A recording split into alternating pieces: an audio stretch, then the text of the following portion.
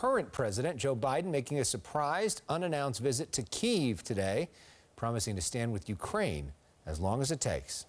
Freedom is priceless.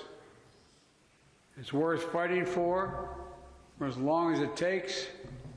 And that's how long we're going to be with you, Mr. President, for as long as it takes. That trip taking place on a few days before the one-year anniversary of Russia's invasion.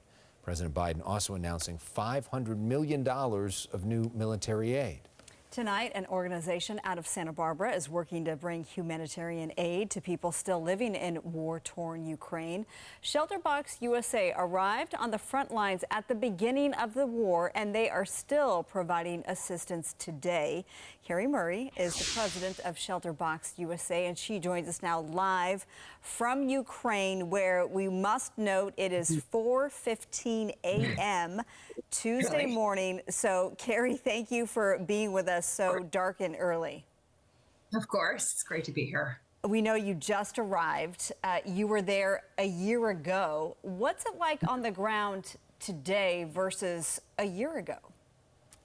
Well, 1 year into the war, what we see are really that the humanitarian needs remain very, very high. You have nearly half the population that needs humanitarian assistance. You've had 13 million people over the past year who've been displaced from their homes, both internally displaced within Ukraine and then obviously fleeing Ukraine. So the needs are still for just the absolute basic things, but people are struggling here. They live every day in absolute fear and terror. I can tell you just from being here, since I've been here over the weekend, every day air raid sirens going off and you're spending hours in bomb shelters, and it's every single day repeatedly. So it's a really difficult way of life right now. We're in the middle of winter, it's freezing, and there are intermittent power outages and sometimes some areas with no power because missile strikes on the power infrastructure.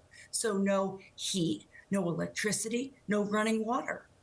And the air raid sirens even going off when President Biden was there with the Ukrainian president today. So we saw a little bit of video there of the work that ShelterBox is doing in Ukraine. What exactly are you guys doing on the ground, and how can the rest of us back at home help?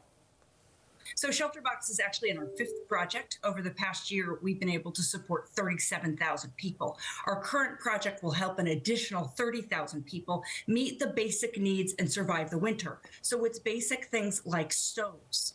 It's solar lanterns because there's no power. It's high thermal blankets, high thermal sleeping bags, also water carriers, very basic things for people to have their needs met for their family during a very difficult time in the crisis. Many people are still displaced. I met with a family yesterday from Severodonetsk in the Luhansk region. They had 15 minutes to leave and literally could grab just a few things. And so they have nothing.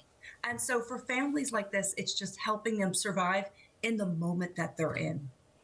So clearly, the Ukrainians there need the basic essentials, the staples, which is what ShelterBox is providing. Since you've been there now for a couple of days, and you were there a year ago, what is it your expectation versus reality like? Because it seems like it's very emotional, given that you're spending some time in bomb shelters and you're hearing the air raid sirens. Yes, so it's very challenging for the people who live here, obviously, but also for the humanitarian agencies trying to serve them. You've had changing front lines throughout the conflict. You obviously have the issue with power. You have freezing temperatures. And so it's just getting to these families, and obviously the scale of the need and the severity of the situation is massive. So for organizations like ours, ShelterBox is committed to staying here and working with our local partners to continue to meet the needs of these families, even things like the shelter kits that you're seeing there, helping people repair homes that have been damaged so they can temporarily shelter in place, because these people don't want to leave. Their biggest hope right now is that the war ends and they can go home. Yeah. For more information on how you at home can help provide life-saving aid to families affected by the Ukraine crisis and other global disasters, go to ShelterBoxUSA.org. Carrie Murray is the president of ShelterBox USA, and thanks for all the incredible work that you're doing there in Ukraine, and be safe.